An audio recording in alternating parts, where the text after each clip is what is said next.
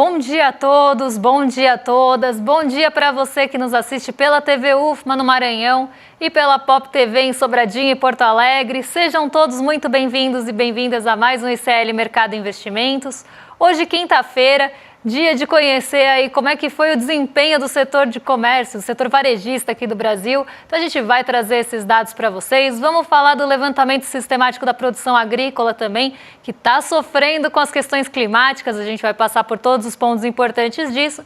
Vamos repercutir um pouquinho ali a matéria do Gustavo Lima, porque tem muita gente com dúvida em relação a impactos e ao peso disso. Então a gente vai esclarecer esses pontos para vocês. E vamos falar do G20, porque o Brasil está liderando aí no segundo trimestre o crescimento dos países. Mas antes de tudo isso, eu vou dar bom dia para o André. Bom dia, André, como você está? Bom dia, Débora. Bom dia a todos os nossos telespectadores. Hoje é dia de falar do comércio bombando, brasileiro comprando e comprando muito em todos os setores. A gente vai explicar aí o que está acontecendo com o comércio brasileiro. E já vamos falar uma boa notícia, tá, gente? Não vamos cair na falácia aí de acreditar que isso é uma má notícia aí e que vai ter que cair, vai ter que subir os juros por causa disso. Vamos falar também do agro, né? Que está perdendo aí cada vez mais produção aí por causa dos problemas climáticos, mas mesmo assim não aprende. A gente vai ver aí que eles vão continuar pautando aí na monocultura e pautar ainda mais a monocultura. A gente vai falar sobre tudo isso também. Falando em agro, vamos falar também do Gustavo Lima aí e essa farra aí de mais de 50% do orçamento aí de cultura de algumas cidades aí sendo gastos para shows deles aí. Mas antes de tudo a gente já pode passar para a nossa agenda do dia, né, Débora? A gente tem hoje uma agenda até que bem enxuta, né? Sim, hoje temos aí dados mais concentrados mesmo. Até na parte da manhã, nos dirigentes do Banco Central Europeu que participam do Fórum Financeiro Eurof em Budapeste. E aqui, né, eu queria chamar a atenção porque estão dirigentes do Banco Central Europeu, porque eles discursam ao longo do dia todo e são vários dirigentes, né, mais que um dirigente. Então, apesar de estarem aí só numa linha da nossa agenda, eles tomam bastante parte do dia. Então, isso deve ficar no radar, até porque hoje também teve divulgação de política monetária lá no Banco Central Europeu, na zona do euro, seguida aí por uma coletiva de imprensa da Christine Lagarde. Então, bastante parte da agenda, uma boa parte da agenda aí fica tomada pelo Banco Central Europeu hoje, mas de forma mais enxuta no visual para vocês. A OCDE divulgou o PIB do G20 do segundo trimestre, e aí boas notícias também, porque o Brasil está no topo do ranking, a gente vai falar sobre isso como já adiantei. Pesquisa mensal do comércio de julho saiu 9 horas, André também já adiantou que traz boas notícias, surpreendendo novamente. Vamos falar disso com vocês. Teve a divulgação da decisão de política monetária da zona do euro e um dado que deve ganhar relevância, na verdade já ganhou relevância, que dois dados hoje que devem ganhar relevância nos Estados Unidos. Um deles está na agenda, que é o Departamento de Trabalho divulgando o índice de preços ao produtor e o núcleo. Essa divulgação ela tem potencial de mexer com as expectativas da condução de política monetária. Então, dado importante que a gente vai comentar na abertura de mercado. E a gente tem também aí os dados de desemprego, né? Não de desemprego em si, mas dos pedidos de auxílio-desemprego que não estão na agenda, mas também saem hoje. Então, dois dados que têm potencial de mexer com essas expectativas em relação a juros nos Estados Unidos e devem ganhar holofotes. A gente tem 20 horas o Peru divulgando a decisão de política monetária e o Fórum Público Anual de 2024 acontecendo em Genebra, na Suíça, durante o dia. Mais um dia aqui da nossa semana. Então, hoje uma agenda realmente mais voltada para o Banco Central Europeu em número ali de aparições, mas com dados importantes aqui no Brasil, com a pesquisa mensal do comércio e dados que podem conduzir a política monetária nos Estados Unidos. Vamos agora para o nosso giro de mercado já, Débora, com a notícia que a gente sugere todo dia para vocês já se prepararem, para saber o que está acontecendo, o que já aconteceu, o que esperar no dia de hoje aí. Mas vamos falar da Ásia, porque notícias de tecnologia recuperaram alguns mercados aí, principalmente os mais voltados ao Ocidente, mas a China ainda preocupa, né? E os dados da China ainda refletiram nas bolsas mais ligadas ao mercado chinês, né? Exatamente. Hoje a gente teve um movimento majoritariamente positivo na Ásia, se a gente for pegar ali em número de bolsas que subiram. as bolsas subiram mais do que caíram no continente asiático. As que subiram, elas subiram na esteira de Nova York ontem, porque a gente teve uma recuperação do setor de tecnologia. Eu sempre falo aqui que o setor de tecnologia ele é bem sensível a juros, mas não é uma sensibilidade de juros qualquer. O setor de tecnologia ele é bem sensível a juros de curto prazo. São setores mais voláteis, setores que normalmente têm já um apetite pelo risco diferenciado, tem uma maior também sensibilidade no apetite pelo risco, então ele acaba respondendo mais ou menos, porque são setores que realmente oscilam muito, então setores muitas vezes mais arriscados e por isso já tem essa ligação com o mercado de juros. Só que a gente tem um outro ponto que envolve o setor de tecnologia, que normalmente quando a gente está falando de empresas de tecnologia, estamos falando aí de empresas que têm uma maior participação de capital de terceiros, então elas são mais dependentes de crédito e por isso também mais dependentes das taxas de juros de curto prazo, porque se a gente tem ali empréstimos de mais curto prazo e uma participação ali no custo de capital desse capital de terceiros na empresa, se a gente tem uma elevação do custo de crédito, elas vão sofrer mais. Então elas têm essa sensibilidade. E ontem, depois que saíram os dados de inflação dos Estados Unidos, a gente tem vários dados aí que foram sendo divulgados ao longo do tempo, teve o payroll, os dados outros dados do mercado de trabalho, então JOLTS, ADP, pedidos de auxílio-desemprego, todos eles de uma forma até mista, mais indicando para o corte de juros nos Estados Unidos. E ontem a gente teve a divulgação do CPI, o Índice de Preços ao Consumidor, que também mexeu com essas expectativas. A expectativa é de corte, isso não mudou, então o que a gente ainda tem de incerteza é a magnitude desse corte, se vai ser 0,25 ou meio ponto percentual, mas as empresas de tecnologia acabaram reagindo bem, principalmente a queda nos rendimentos das treasuries. Então, com as treasuries arrefecendo mais um dia e a expectativa de corte se tornando já realmente majoritária, sem nenhuma perspectiva de manutenção de juros nos Estados Unidos, as empresas de tecnologia acabaram reagindo a esse fechamento das curvas, principalmente nos juros mais de curto prazo. E a gente viu a Nasdaq liderar o movimento de altas em Nova York e a Nasdaq, bolsa intensiva em tecnologia, sendo impulsionada pela NVIDIA, que teve um salto ontem, e aí esse movimento chega à Ásia. Então, eu vou colocar para vocês aqui na tela, só para vocês acompanharem comigo, o TAIEX. O TAIEX tem várias empresas de semicondutores e chips na sua composição. Não à toa que eu escolhi o TAIEX, porque foram esses setores justamente que puxaram as bolsas asiáticas para cima. Então, o TAIEX subiu 2,96, o Nikkei 225, que tinha sofrido no dia anterior, subiu mais, inclusive, que o TAIEX, mas daqui a pouquinho, o TAIEX, só para todo mundo estar na mesma página, é o principal índice de Taiwan aqui. Daqui a pouquinho a gente fala do Nikkei no giro de mercado. Mas então as bolsas que têm essa intensividade maior em tecnologia acabaram respondendo bem a esse impulso que veio ontem de Nova York. Mas algumas bolsas continuam ali orbitando ou 0 a 0 ou indo para o terreno negativo quando pensamos aí em bolsas mais ligadas realmente à China. Porque a China está permeada de incertezas em relação ao seu crescimento, não se ela vai crescer ou não, mas se ela vai cumprir a meta de crescimento ou não. Essas incertezas estão afetando de forma geral o mercado e mercados mais ligados à China. Então hoje a gente viu o Xangai Composto no terreno negativo, o Hang Seng, por mais que ele seja ali um índice mais voltado para a tecnologia, também com mais suscetibilidade a juros, ele também acabou ficando levemente no terreno negativo. Então, parte das bolsas ficou mais ligada a essa incerteza em relação à China. E agora tem uma grande expectativa do mercado de que a China corte as taxas de juros e que tem ali principalmente as taxas de hipoteca sendo cortadas para mais uma vez estimularem ali, ou pelo menos as expectativas é que se estimule a demanda e o consumo na China. Então, o mercado já está criando essas expectativas em relação à China, mas hoje o Xangai Composto não respondeu a isso e nem outras bolsas mais aí voltadas para desempenhos ou mercados mais voltados para o desempenho da China. Quem ficou no terreno positivo realmente respondeu na esteira de Nova York aí.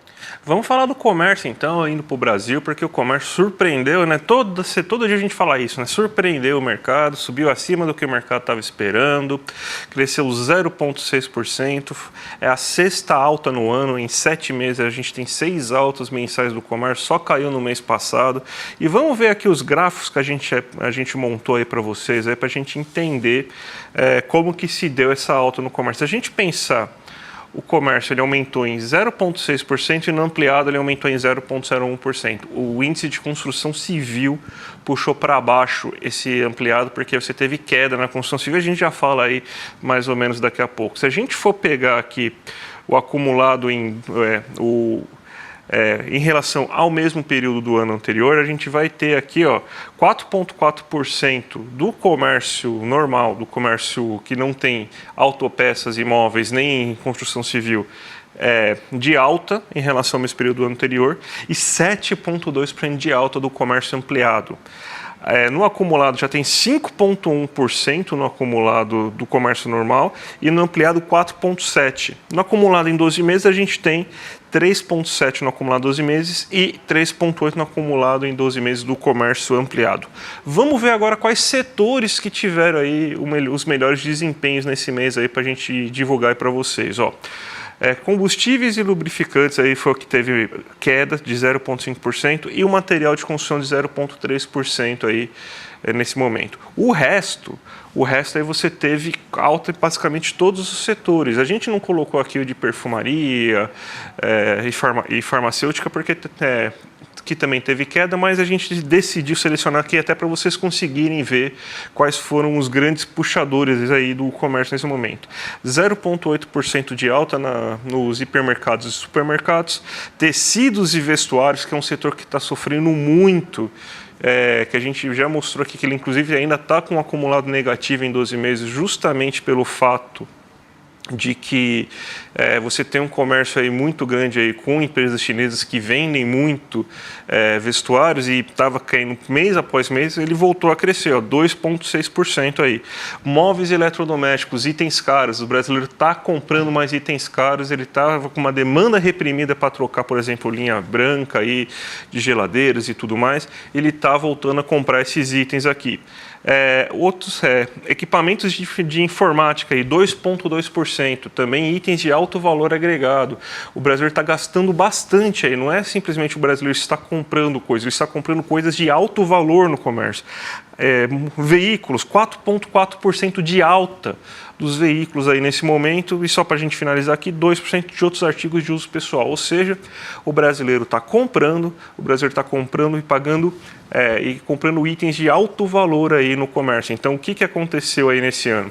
A renda aumentou, salário mínimo subiu acima da inflação, negociações salariais, na sua grande maioria, estão resultando em reajustes acima da inflação, desemprego baixo, confiança sobre o futuro da economia, confiança que você vai se manter no emprego por um bom período de tempo, de que você não vai ter perda da renda num período curto de tempo, e tudo isso aí está gerando justamente esse bom cenário comercial. Mas, obviamente, daí hoje no rádio de novo, eu faço esse grande exercício para filtrar para vocês as besteiras que a gente ouve no rádio, falar que pena que mês que vem o comércio vai ser afetado porque vai aumentar o custo do crédito, já que a gente vai ter que aumentar a taxa Selic, Ou seja, já está acomodada que vai aumentar a taxa Selic, e daí fala, não é porque você vê, o comércio está muito aquecido, tem que parar. É isso, comerciante, que o pessoal está falando quando não vai aumentar a taxa Selic, que você tem que vender menos. Basicamente é isso. Então, de novo, para controlar o preço do arroz, que eles não vão conseguir controlar porque começaram a colocar fogo em tudo, eles vão fazer então com que pessoas percam o emprego, diminuam a renda e parem de comprar no comércio e utilizar serviços, Débora.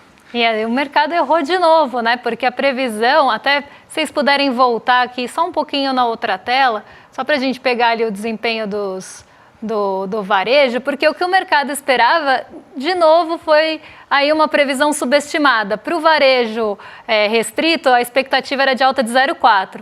E para o varejo ampliado, a expectativa era de queda. Então, o mercado realmente errou de novo, E aí, a gente já explicou ontem, inclusive, sobre isso. O que eu tenho visto? Ou as métricas estão muito erradas, ou a gente tem aí uma subestimação mesmo dos índices brasileiros para que construa-se essa narrativa de que eles estão sendo muito superados, estão indo além do que realmente se esperava. Agora a gente vai viajar um pouquinho aí pelos municípios de São Paulo, porque a gente vai falar do Gustavo Lima. Ontem saiu a matéria no nosso portal, tanto no ICL Notícias como no ICL Economia, uma matéria que mostra que os shows do Gustavo Lima têm um peso grande no orçamento dos municípios, não só do orçamento em si, mas também aí consome muito, né? Ou um único show consome muito o orçamento de cultura do município. E muitas pessoas vieram ali tirar dúvidas comigo. Ah, mas Débora, isso não traz impacto para a cidade? Mas a prefeitura não contrata porque ela quer, ele tem o preço dele, as prefeituras não contratam porque elas querem. Então, eu vou tentar sanar essas dúvidas propondo algumas reflexões aqui para vocês. Primeiro, né, um show do Gustavo Lima num município, vamos pegar aqui, tem um município que tem 10 mil habitantes. É um município muito pequeno, que tem ali vários gargalos, vários problemas de infraestrutura, inclusive, se a gente olha o município, né? Então, o que a gente tem que pensar é quanto de impacto realmente traz. Quem que vai para esse município? Pode ter alguém que vai de um município vizinho ali assistir o show, acaba consumindo alguma coisinha, bebe, come ali, mas não é o impacto que a gente vê, por exemplo, num show da Madonna, como a gente falou aqui, né, numa Olimpíada. Não dá para comparar uma coisa com a outra. A gente está falando de municípios bem pequenos e aqui, né, municípios que muitas vezes têm um orçamento muito enxuto. Então, um show desse, que é um único evento no ano, e se a gente até pega outros shows que aconteceram em mesmos eventos, então tem lá a Feira Verde, a Feira do Agro XYZ do município. Aí foi o Gustavo Lima e foram outros 3 sertanejos. O cachê do Gustavo Lima, às vezes, é 4 vezes maior. Às vezes, ele é 10 vezes maior do que os outros participantes ali. Então, a gente tem que saber pesar uma coisa com outra. Então, eu separei alguns municípios aqui para a gente falar. Até se vocês quiserem me tirar da tela, deixar em tela cheia aí, porque acho que dá para o pessoal ver melhor aí os pontos que eu quero chamar a atenção, mas vamos começar aqui por Campo Verde, né? O município de Campo Verde tem uma população de 44 mil habitantes, tem um orçamento ali de 331 milhões, o orçamento per capita, né, por cada um da população, é R$ 7.428 e o valor destinado à cultura é R$ 2.084. O show do Gustavo Lima sozinho é 1 milhão e 100, né, o valor do contrato. Ele consumiu 52,78% das verbas anuais aí que foram destinadas à cultura no ano todo, tá? E esse valor é muito parecido, um pouquinho menor do que o valor destinado à assistência social no ano todo também. Então, nesse município, 1.400.000 é o valor que se tem destinado para as políticas de assistência social para o ano. É isso para pagar pessoal, isso para realmente ter ali as suas políticas de assistência social realizadas. Então, é esse tipo de peso que eu quero chamar a atenção. Vou pegar aqui um outro município para vocês. Vamos pegar aqui Tupã, tá? Que também tem algumas distorções aí. Deixa eu só carregar aqui. Tupã teve 37,85%, é que vai ficar um pouquinho lento para mudar as coisas, tá? Mas 37,85% das verbas anuais da cultura foram destinadas ao show. O valor do contrato é de 1.100.000, o valor da cultura é de 2 milhões. É uma prefeitura que tem 366 milhões de orçamento, 5 mil de orçamento per capita, e o show custaria ali cerca de R$17 por pessoa se a gente fosse fazer o valor do show. Só que o que eu queria chamar a atenção aqui, não só quase 40% da verba do ano todo da cultura foi para um único show, como é um valor muito parecido com a reserva de emergência, de contingência aí do município. Então é esse tipo de reflexão que eu queria fazer aqui. Eu vou pegar só mais 2 e depois eu vou até trazer uma outra reflexão que tem muito a ver com o que a gente estava falando no N1. Em Mara Rosa, né, em Goiânia, aí, o show custou R$102 por pessoa, se a gente for pegar o valor do show pelo número de habitantes, porque Mara Rosa é um município de 10.700 habitantes aqui.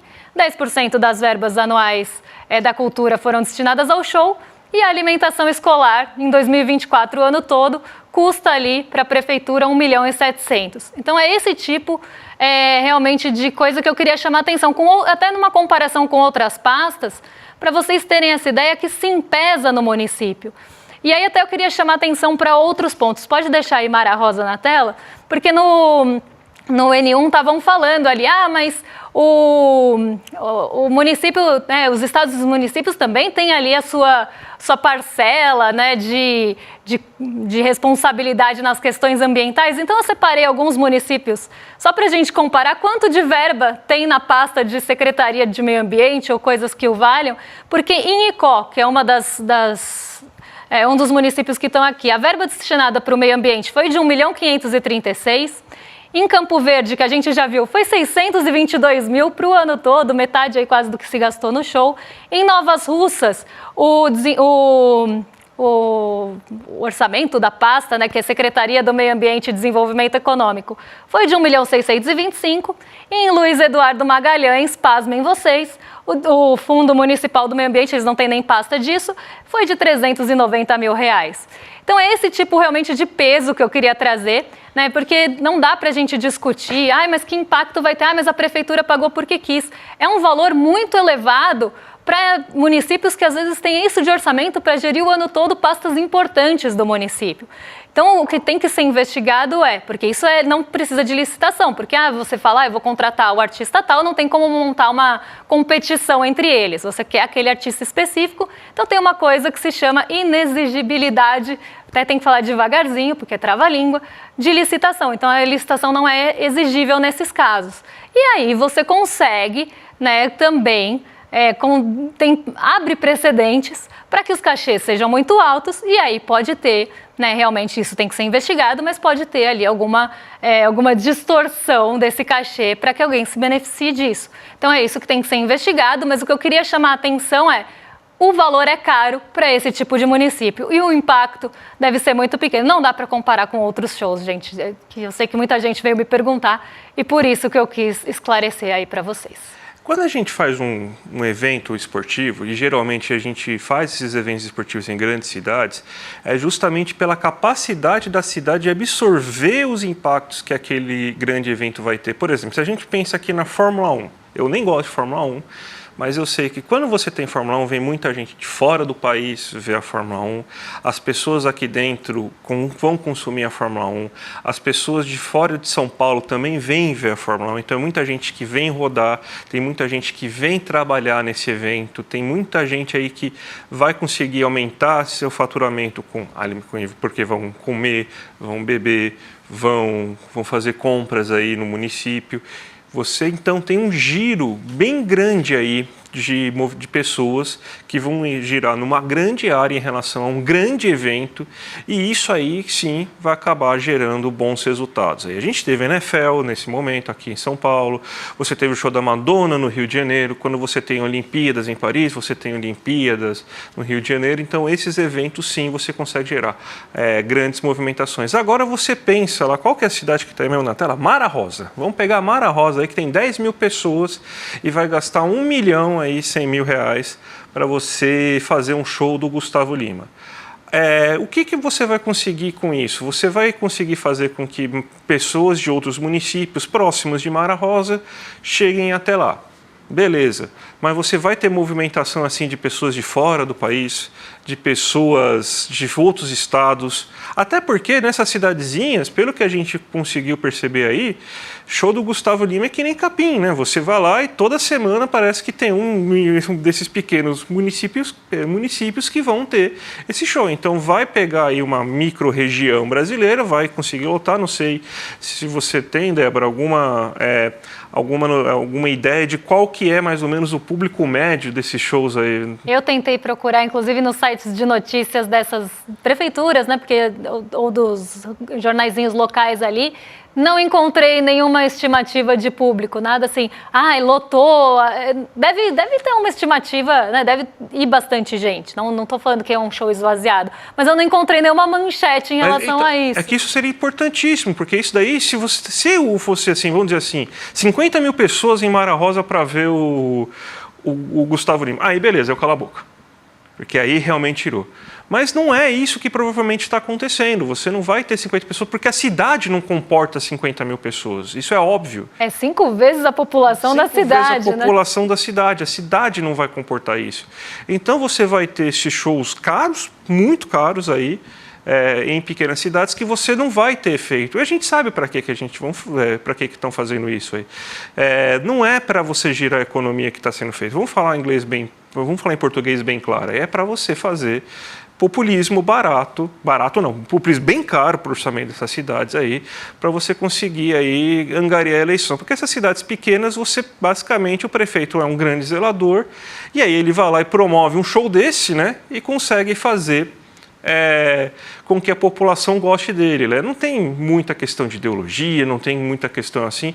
É basicamente aquele cara que é o mais, vamos dizer assim, é o cara que é mais querido na cidade, que acaba sendo votado. Tipo o Muzambinho, que é do meu pai lá. É sempre as mesmas pessoas lá que acabam indo. O cara já mudou 15 vezes de partido, mas é sempre o mesmo prefeito. Depois vai o amigo do prefeito, depois vai o filho do prefeito, depois o prefeito volta.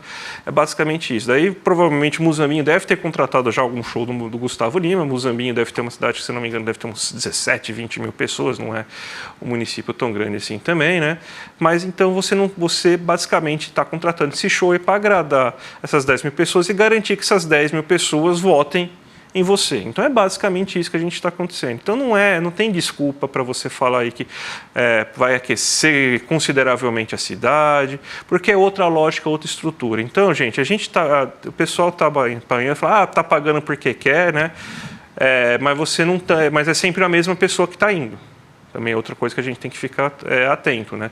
Por que não são outros? Por que não tem, por exemplo, assim, um show de uma banda de pagode famosa, uma banda de samba famosa? As pessoas só gostam de sertanejo nessas cidades, então todo mundo só ouve um tipo de música.